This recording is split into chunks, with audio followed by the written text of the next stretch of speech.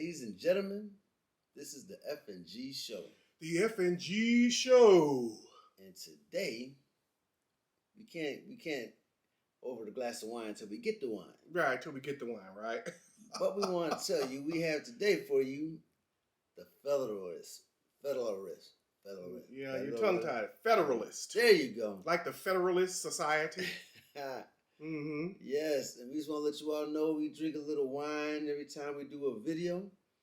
And today we're going to let you know a little bit about this wine, which I found interesting. I found this at 2017 year, 2017, so that might be pretty good. It's pretty good, but you know how much I paid for that?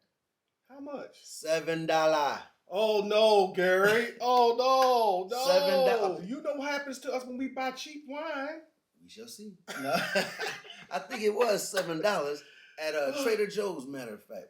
Oh, you finally went to Trader Joe's. Yeah, I haven't been there yet. Okay.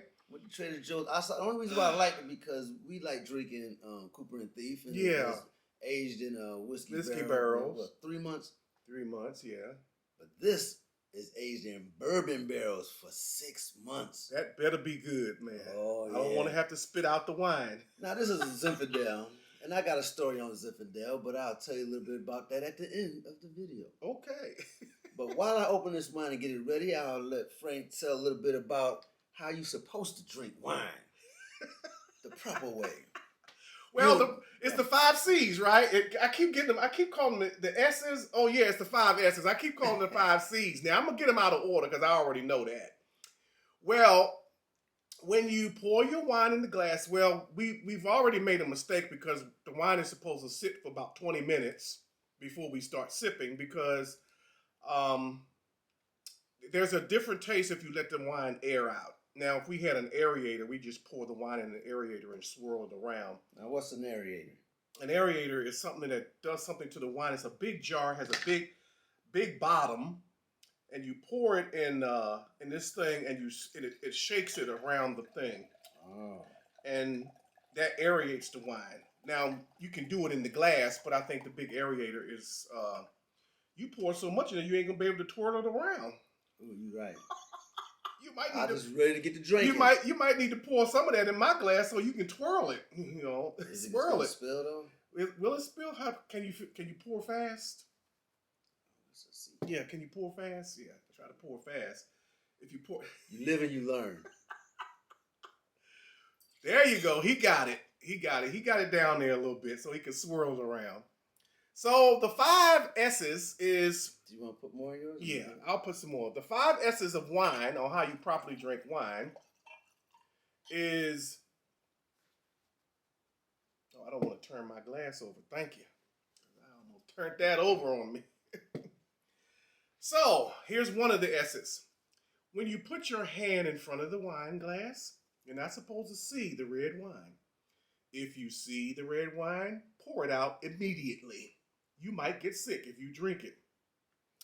And the other S is I got them out of order. It's swirl.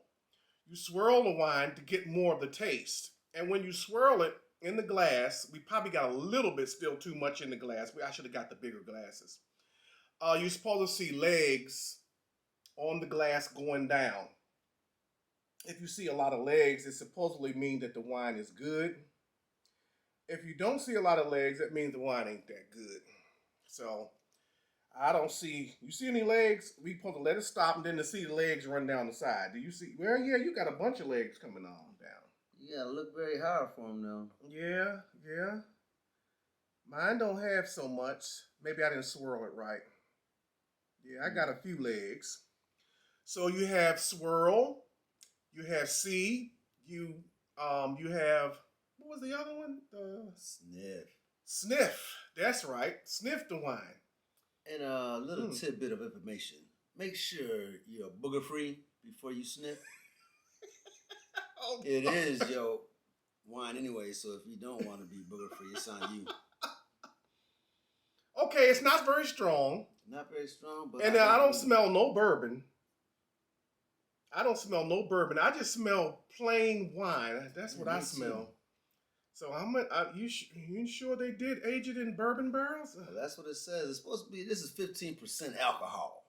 Oh, so it may not be very strong either. Yeah, it's not the strongest of wine. And then the other one, the fourth one is the sip. Here we go, ladies and gentlemen. And so we're going to sip right now and see how this tastes. Hopefully we don't spit it out. Ooh, wait. It has a nasty taste. An aftertaste, nasty aftertaste. God, man. See, it's he messed around with that $7 bottle of wine, man. and I don't have any more in the house to kind of cover this one up. You have to go to the stores, ladies and gentlemen. Ooh, wait. Well, this is Zinfandel. Zinfandel is not is it wine? Is it not wine? Or whatever it is, I don't like it. Yeah. You like this? It's I don't taste no bourbon in this wine at all. No bourbon. Not one drip of bourbon. Me neither. Now they say this is harvested from what do they say? Mendocino. It says grapes. I can't even see it. County. So the bourbon barrels must have been really, I don't know, they must have had much bourbon in those barrels. Because they said this Zinfandel undergoes a 1-year aging process in barrel. First, the wine is aged 6 months in American oak in order to get the Zinfandel mature and bring out the bright characteristics of the grape. Well, then it's aged an additional 6 months in bourbon barrels to add vanilla, and smoky notes that bring complexity to the finish of this wine. I don't taste no vanilla. I know what vanilla is. I use it in pound cake, so this not. I'll tell you this much. They spent all that time making this bottle of wine, and it is nasty. I've had Federalist before and other types of Federalist as plain red, and it was nasty too. So and I'm believing, I looked at a couple bottles of wine. This one, because I like the cork finish label, so that's why I said, ooh, this might be all right. In 6 months, I said, if I don't like the wine, it still had that bourbon taste. I can drink a little bit of bourbon. I'm a liquor drinker. Can't drink this, man. This is one you're going to probably say is what's your rating on this one? Oh, man. 50 to 100, man, this is a 50. I can't even say 50. 50 with a D. 50. If you ever seen South Park, may rest in peace, Isaac Hayes, he was a chef in there, and his father used to come in there, and he used to talk about the succubus used to come in there, and they had to pay her off, and he used to say, well, how much to pay you off? And he said, I need about $3.50. 50 out of 100. That's this wine. Yeah, I'm going to give it a 45. Because I've had Federalist before. And sorry, Federalist. Y'all don't know how to make wine. And there may be people who like it, but Federalist is not good in any brand. Cabernet or any other. Because, and this is not even a red blend. Yeah, thumbs down on the Federalist Zinfandel.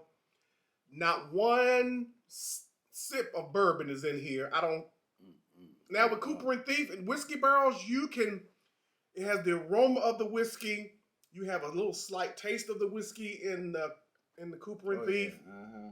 But with this one, we don't have any of that. So this will be one we will take probably the next 4 or 5 hours to kind of finish. Yeah, that's right. He don't believe in pouring it out. I do. We'll just sip it slow until it's gone. Now, when we were out of town watching Dallas and Louisiana, we bought a bottle of wine from the grocery store that was from South Africa. Oh, yeah?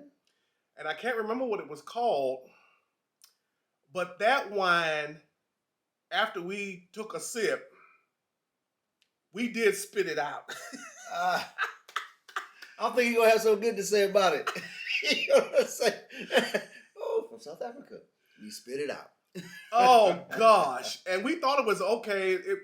The label was nice and the bottle was nice. And, man, I think that bottle, I can't remember what it was, and we didn't take a picture of it, but that was the worst wine I have ever tasted in my life. It was worse than this. Now, that's pretty bad when it's worse than this. Yes, yes. You couldn't even swallow it. Mm. It tasted like pure rubbing alcohol. That's what it was. It was so nasty. It was red, and it was nasty, nasty. I mean, triple, double, quadruple nasty. It was nasty. And now, ladies and gentlemen, my Zinfandel story. Yes. I don't even know if I should say it after having this. But anyways, it's real simple, and I'll keep it short. I want to elaborate on it because I thought I was going to like the way this tastes. But back in the day, when I would say wine started getting popular amongst black women who drank wine in the clubs. They used to always go in the clubs, and this is like late 80s, early 90s sometime. They just go in there and be like, oh, can I have a glass of Zinfandel? It was like white Zinfandel, I think it was. They had a white Zinfandel. And then they be drinking, they thinking they all fancy, but it was basically like wine cooler. That's what that Zinfandel tastes like. Real light, but black girls always think they was, doing something. But then when you start talking to other wine drinkers, and they said, you drink what? Then they just laughing like, because we realized white Zinfandel was so low. But that was the beginning of wine drinking. Now that, time has gone by, people drinking different wines now, so they drink a little bit more. But that white Zinfandel used to always crack me up because, you'd be at the bar, I get my little liquor, let me get a shot of tequila, man, double shot vodka and orange juice. And I'm like, I got you, what you got? She's like, you can buy me some white Zinfandel. And before I knew, but I'd be like, ooh, she is fancy. She drinking white Zinfandel. One white Zinfandel, please. Yeah. Not knowing what white Zinfandel really was. Right. Go in the club now and say you want some white Zinfandel or a bar and see what they say. The corner store is right down the street. It's not top shelf, that's for sure, probably. Not at all. Not top shelf. But that is it here from us at the F&G show. You got anything else? No, don't buy the Federalist. Hey, what was your rate? I said 50. What was your rate? 45. Oh, he went to 45. 45. Underneath. Yeah. Don't get it. The Federalist, pass it by in the grocery store for $7 or wherever it is for how much price it is. If you're an old man and you still got the hankies that the old men used to wipe their nose with, just get the hanky, man, and just lay it on top of it. Just lay it over. Get it off the shelf. Well, ladies and gentlemen, this is it here from the F&G show. The F&G show. Now we can do it over a glass of nasty wine.